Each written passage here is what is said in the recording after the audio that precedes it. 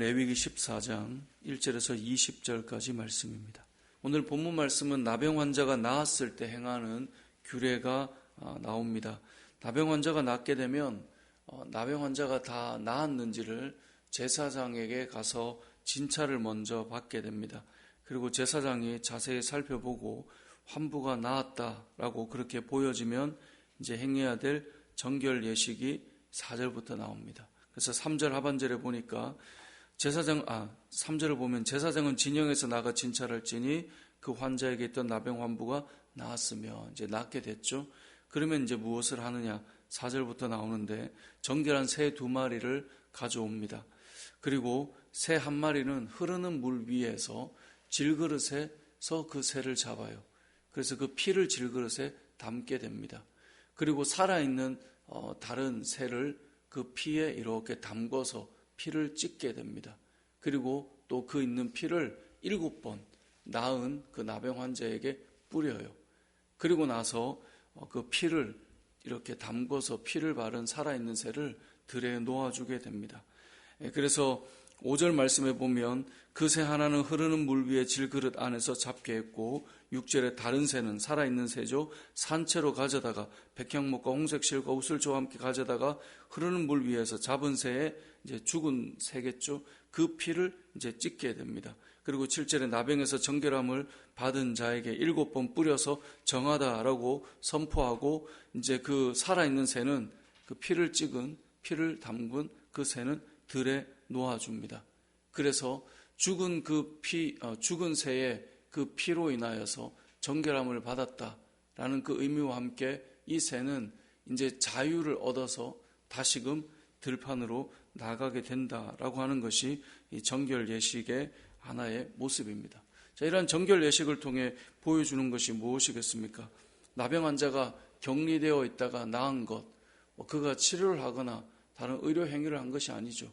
오직 하나님께서 낫게 하신 은혜다라는 것을 이들이 기억하며 하나님의 은혜로 이게 들판으로 나간 새처럼 이제는 자유함을 얻어 그도 살아가게 된다라고 하는 그런 의미를 가지고 있겠죠.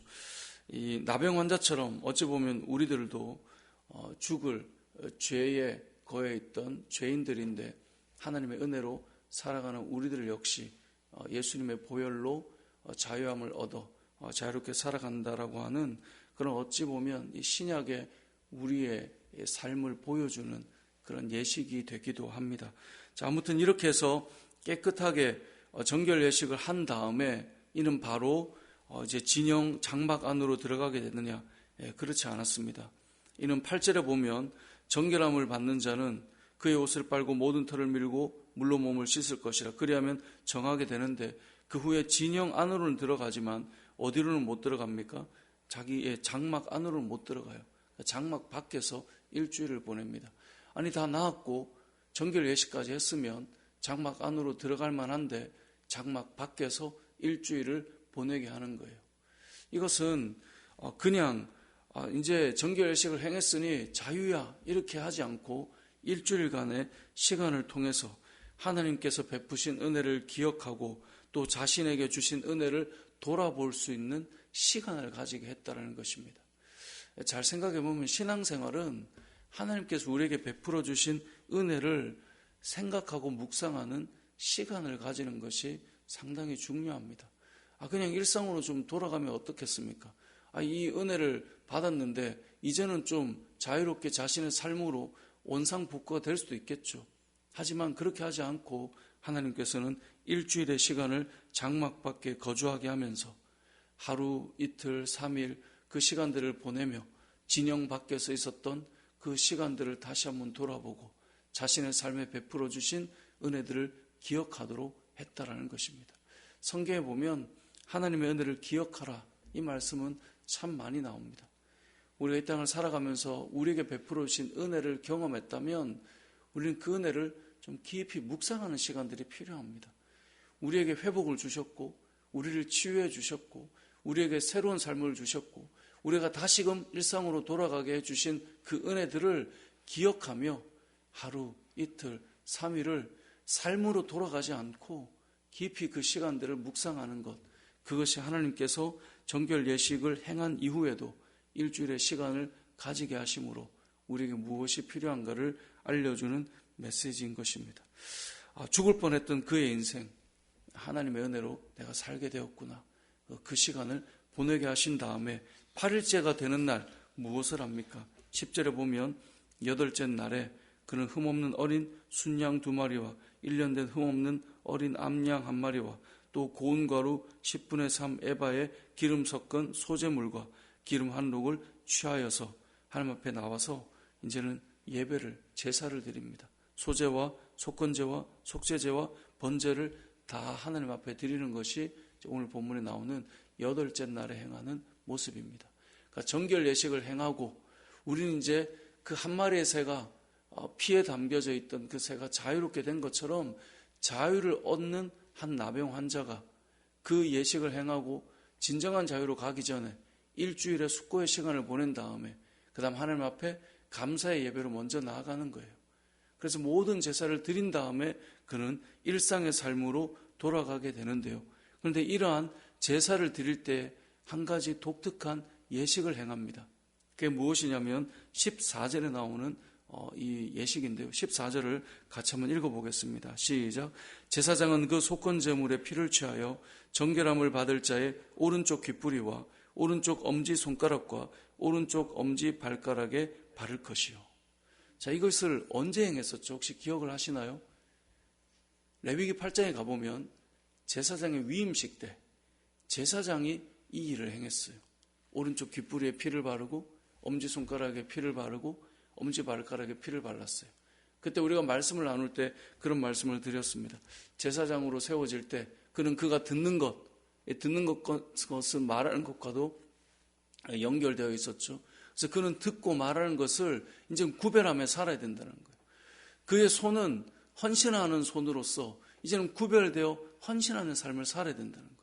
그의 발은 구별된 발로서 이제는 가야 될 곳과 가지 말아야 될 곳을 구별하여서 살아야 된다는 거예요. 누가요? 제사장이요. 그래서 그 제사장은 위임식을 할 때 귀에, 손에, 발에 피를 발랐던 거예요. 근데 오늘 누구에게요? 나병 환자에게. 나병은 당시에 죽을 수 있는 그런 병임에도 불구하고 그는 살게 되었어요. 하나님의 은혜로 낫게 되었어요. 그러면 제사장에게 행했던 것과 똑같은 지금 피를 바르는 예식을 행해요. 그래서 나병 환자에게 무엇을 말해주는 걸까요? 너를 살려주신 하나님의 은혜를 기억하고 너는 이제 듣는 것, 말하는 것, 이제는 구별되어서 살아야 된다는 거예요. 새로운 삶을 얻었으니 너의 손은 헌신하면서 새로운 삶을 사는 것이고 너의 발은 새롭게 이제 가야 될 곳과 가지 말아야 될 곳을 구별하여서 살아야 된다는 것을 오늘 본문이 알려주고 있는 것입니다.